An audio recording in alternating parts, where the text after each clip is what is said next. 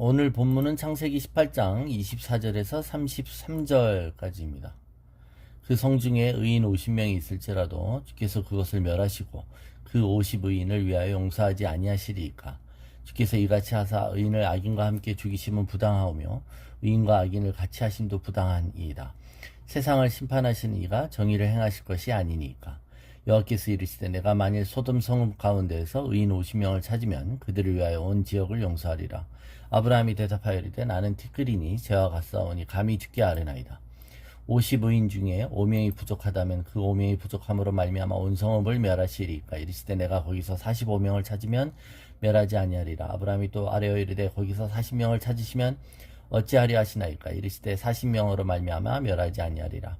아브라함이 이르되 내 주여 노하지 마시옵고 말씀하게 하옵소서. 거기서 30명을 찾으시면 어찌하려 하시나이까. 이르시되 내가 거기서 30명을 찾으면 그리하지 아니하리라. 아브라함이 또 이르되 내가 감히 내 주께 아뢰나이다. 거기서 20명을 찾으시면 어찌하려 하시나이까. 이르시되 내가 20명으로 말미암아 그리하지 아니하리라. 아브라함이 또 이르되 주는 노하지 마옵소서. 내가 이번만 더 아뢰리이다. 거기서 10명을 찾으시면 어찌하려 하시나이까. 이르시되 내가 10명으로 말미암아 멸하지 아니하리라. 여호와께서 아브라함과 말씀을 마치시고 가시니 아브라함도 자기 곳으로 돌아갔더라.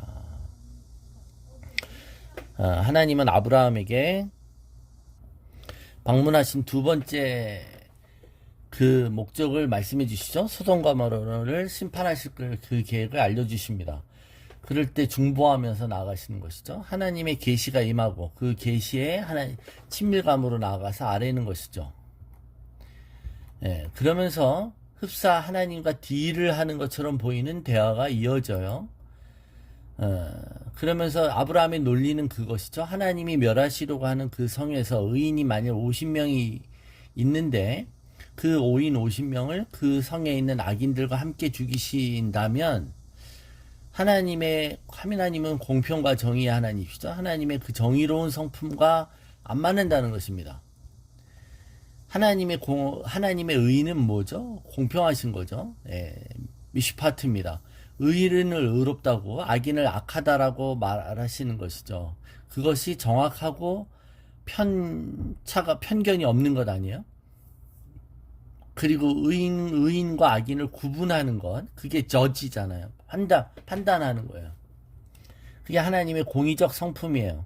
그런데 그들을 섞어놓고 도매급으로 같은 취급을 한다면 하나님의 성품과 맞지 않는 것이 아닙니까? 라고 하나님을 설득하는 듯한 기도를 하는 것이죠. 그렇죠? 그러니까 하나님은 어떤 그 집단에 극소수의 의인이 있는데 대다수의 악인들이 있어요. 그럴 때 그냥 다수가 악인이므로 그 극소수는 그냥 collateral damage, 그냥 불가피한 희생자라고 생각하고 같이 멸망하시는 분이 아니시고 오히려 그 극소수의 의인 때문에 대다수에 대한 악인의 심판을 연기하시거나 유보하시는 바로 그런 하나님 아니십니까? 라고 하나님의 오래 참으심의 속성을 하나님께 아브라함이 아뢰는 거예요. 그죠? 꼭 이 과정을 보면 하나님이 어머 내가 그런 존재였니? 그걸 상기시키는 걸 아브라함이 하는 것 같잖아요. 오히려 하나님은 자기 자신이 어떤 분이신지 모르는 분한테 자꾸 하나님이 이런 분이 아닙니까? 라고 말하는 것 같다는 겁니다. 그럼 하나님이 자기가 어떤 분인지 모르시고 하나님의 속성이 하나님이 자각하거나 인식하지 못하신다는 뜻일까요? 그렇지 않습니다. 그러면서 아브라함이 50에서 45, 40, 30, 20, 10까지 내려가죠. 하나님이 이 최소 이런 숫자가 의인이 그 도시에 있다면 그 의인들을 그 악인의 대다수와 함께 멸하시는 것이 하나님의 성품에 맞지 않는다라고 하면서 계속 줄여가면서 멸하시지 말아달라고 기도하는 거 아닙니까? 이런 협상식의 이 대화 한번 보세요. 여러분 보통 우리가 협상을 할 때는 어떤 걸 합니까? 그죠? 서로 양보 없이 서로의 이해관계를 간철시키기 위해서 밀당을 하는 것입니다. 그러다 보면 서로의 얼굴을 붉히기도 하고 상대방의 불합리와 일관성이 없음을 지적하기도 하죠. 그러나 중보는 그렇지 않습니다. 그리스도를 본받아를 쓴 토마스 아켄피스는 중보기도의 두 가지 태도를 얘기하는 것입니다. 이게 내용인데 이 과정을 통해 결국은 이 과정 중보기도를 통해 하나님이 인지가 안 되는 분을 인지시켜 주시는 게 아니라 그 하나님의 마음을 갖고 오히려 인간이 나아가게 하시는 것이에요. 그래서 토마스 아켄피스가 말한 중보기도의 두 가지 태도, 첫 번째 겸손과 용기입니다. 겸손과 용기. 27절에 보면 나는 티끌이나 재와 같사오니 오나 감히 주께 아뢰나이다. 티끌이나 재와 같다라고 하여 먼저 자기 자신이 하나님 앞에서 먼지와 같은 존재임을 아브라함은 잘 알고 있습니다. 그죠? 이게 겸손인 거예요. 하나님 앞에서 우리가 실제로 뭐에 해당되는지를 사실 있는 그대로 말하는 것. 하나님과의 친밀감이란 결국 할아버지의 수염을 당기는 무례함 같은 행동을 말하는 것이 아니라 오히려 하나님을 경외하게 만들죠.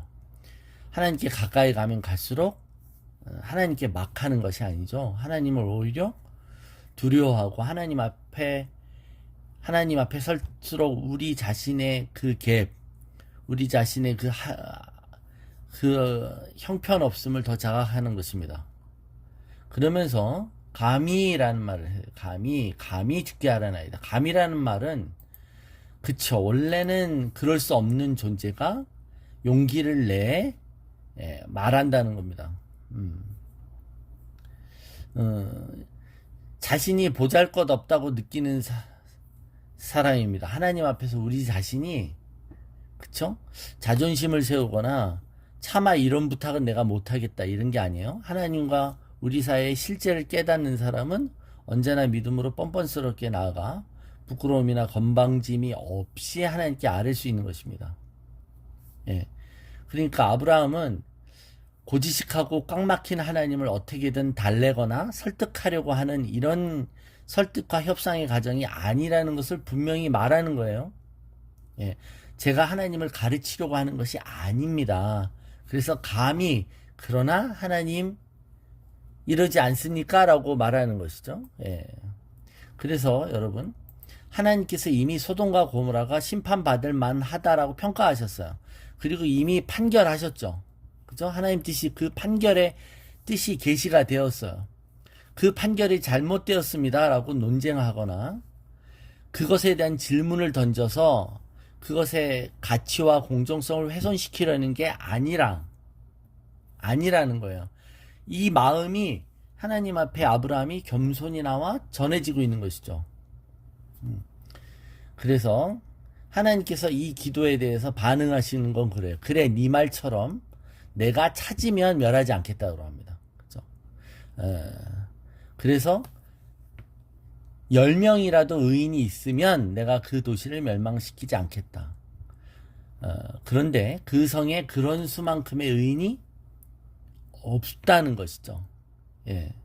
실제로는 10명도 없었어요. 예. 그래서 우리가 알 수 있는 건 뭐예요, 여러분? 소수의 의인이 다수의 악인보다 훨씬 더 중요하며 하나님의 결정에 많은 영향력을 행사한다는 겁니다. 여러분, 하나님은 하나님의 눈에 드는 한 사람을 보고 기뻐하시고 그 한 사람을 위하여 결정하신다는 거예요. 그래서 의인의 간구는 역사함이 많은 것이죠. 예. 수많은 악인들의 집단적인 염원은 아무 의미가 없고 하나님 마음에 합한 사람의 한 명의 간구는 역사함이 많은 것입니다. 예. 33절에 여호와께서 아브라함과 말씀을 마치시고 가시니 아브라함도 자기 곳으로 돌아갔더라. 이게 말씀을 마치셨다는 말은 아브라함이 하나님께 기도를 마쳤다가 아니죠. 일방적인 대화, 일반적인 어떤 통지와 읍소를 마쳤다는 게 아니라 하나님과 아브라함이 대화를 마쳤다라는 거예요. 대화를 마쳤다는 거. 중보기도는 하나님과 이렇듯 대화하는 것입니다. 그 대화를 통해 하나님의 뜻을 더 알게 되는 과정이며 하나님과 동역하는 일인 것이죠. 그래서 에스겔서 22장 30절에 이 땅을 위하여 성을 쌓으며 성 무너진 데를 막아 서서 나로 하여금 멸하지 못하게 할 사람을 내가 그 가운데서 찾다가 찾지 못하였으므로. 그러니까 성 무너진 데를 막아서 나로 하여금 멸하지 못하게 할 사람을 내가 찾고 있다. 이거 액면 그대로 읽으면 그죠? 하나님이 정신분열이잖아. 자기가 멸하지 않으면 되지. 왜 나로 하여금 멸하지 못할 사람을 찾아서 내가 그 사람을 찾으면 멸하지 않겠다는 거잖아요. 그죠? 예, 그렇게 들리잖아요. 하나님은 왜 자기가 안 하면 되는 걸 왜 다른 사람한테 핑계를 대시는 것 같잖아요. 예. 하나님이 아브라함에게 그러므로 이 말씀에 근거한다면 하나님이 아브라함에게 자신의 심판의 계획을 말씀해 주신 이유가 나오죠. 그것은 아브라함으로 하여금 멸하지 못하게 할 사람을 찾으셨기 때문이 아닌가 하는 거예요. 예. 그렇다면 아브라함의 중보기도는 하나님의 의도대로 그 도시의 심판을 막는 역할을 하지 못한 것이죠. 예. 어차피 롯의 가족은 4명이었어요. 롯과 롯의 처와 2딸. 사위들은 안 쫓아나왔으니까. 그러면 의인 10명이 아니라 의인 4명이라고 해야 되지 않습니까? 그죠? 하나님도 이 모든 대화의 끝이 어떻게 된다는 걸 모르셨을까요? 하나님 처음에 아브라함아 네가 생각할 때는 의인이 50명 아니 네 생각에는 10명은 있는 것 같냐? 사실은 10명도 없단다 라고 처음부터 밝히시면 이 모든 이 중보기도의 모든 이런 티키타카와 같은 이런 과정이 필요 없는 거 아닙니까? 예. 아브라함은 최종적으로 한 번만 더 드리겠습니다 라고 10명을 제시했다가 더 이상 기회가 없기 때문에 더 못 간거한 걸까요? 예. 왜 롯의 식구들 4명까지 10에서 9으로 계속 줄어들어서 아니 하나님 의인이 1명이 있어도 그 의인 1명 때문에 심판하시지 않으셔야 되지 않습니까? 이렇게 말할 수는 없었을까요? 네. 아마 아브라함은 롯의 식솔들을 포함하면 그 도시의 최소 구성 단위인 10명은 그래도 의인이 있지 않을까 이렇게 생각한 것은 아닐까요? 이 10명이라는 단위에 대해서 유대인들이 이렇게 생각합니다. 유대인이 회당을 시나고그를 지을 때 그 최소 예배 인원이 10명이라고 해요. 그러니까 의인으로서의 구성되는 최소 미니멈 인원이 10명이라는 것입니다. 그러면 롯의 가족은 의인이었냐는 거예요. 나중에 보면 롯의 아내는 뒤를 돌아보죠. 예, 소돔과 고모라를 사모했습니다. 롯의 딸도 아버지의 대를 잇기 위해 아버지에게 술을 먹인 후에 근친상간의 관계를 합니다. 예. 롯은 손님을 보호하기 위해 자신의 딸들을 폭도들의 겁탈의 대상으로 내어주려고도 해요. 나중에 보면 그런 거 보면 롯의 가족도 실제로 의인이 아닌 것이에요. 예. 아브라함의 조카라는 그 사실이 그 가족이 의인이라는 것을 보장하지 못하는 것입니다. 그러나 아브라함의 중보기도 덕에 천사는 롯의 가족에게 경고하고 롯의 가족을 소돔과 고모라에서 탈출시킵니다. 결국 아브라함은 하나님께 자신의 중보기도의 이 모든 제안이 하나님께 수용되었죠. 그러나 그럼에도 불구하고 소돔은 구할 수 없었다는 것입니다. 예. 다윗이 자신이 밧세바와 간음해서 생긴 아이가 죽어가요. 그러자 금식하며 아이를 살려달라고 기도합니다. 그러나 하나님의 뜻이 몰랐어요. 그러나 아이가 죽자 얼굴을 고치고 일상생활로 돌아옵니다. 하나님께 화내지 않죠. 중보란 하나님께 이렇게 하십시오라고 우리의 뜻을 관철시키는 것이 아니라 하나님의 뜻을 알아가는 것입니다. 하나님을 설득하거나 하나님의 무지를 해소해 드리는 게 아니라는 거예요. 그래서 우리가 기도하면서 하나님 앞에 내려놓고 다 내려놓는다는 거. 하나님 앞에 뭔가 토한다라는 것은 주님이 알아서 다 하십시오. 주님 원대로 하세요. 난 상관 안 합니다. 이렇게 하는 게 아니라 주님께서 우리 삶의 이런 문제들을 어떻게 해결해 가신지를 동참하며 보는 것입니다. 아이가 장난감을 가지고 아빠한테 가서 아빠 이거 고쳐주세요 하면서 아빠 내일 이거 새거 사주세요 라고 내일 새거로 바꿔줘요 라고 하는 것이 아니라 아빠가 이 장난감을 어떻게 고치는지 옆에서 같이 지켜보는 것이죠. 예. 이것이 중보기도의 과정이라는 거예요. 그래서 그냥 아무 일 없이 힘 빼고 주저앉아서 주님의 뜻이 이루어지겠지 하는 것이 중보도 아니고 주님과 마음껏 대화를 나눈 후에 주님의 뜻이 이루어지기를 바랍니다 라고 그냥 자기는 빠지는 그런 이야기도 아닌 것입니다. 하나님의 친구로서 하는 중보기도는 하나님의 일하심을 같이 듣고 보고 하나님과 대화합니다. 그리고 하나님과 동역하는 것입니다. 그래서 이 중보기도에는 너무나도 놀라운 의미들이 있는 것이죠. 그래서 하나님은 찾고 계시는 거예요. 이런 대화를 나와 할 자를, 이렇게 나와 이 세상의 변화와 이 세상의 하나님의 뜻이 이루어지는 과정 가운데 동역할 자를 찾고 계시는 것입니다. 오늘도 우리는 하나님 앞에 이 아브라함이 누렸던 이 친밀감과 이 중보기도의 자리에 서기를 축원합니다.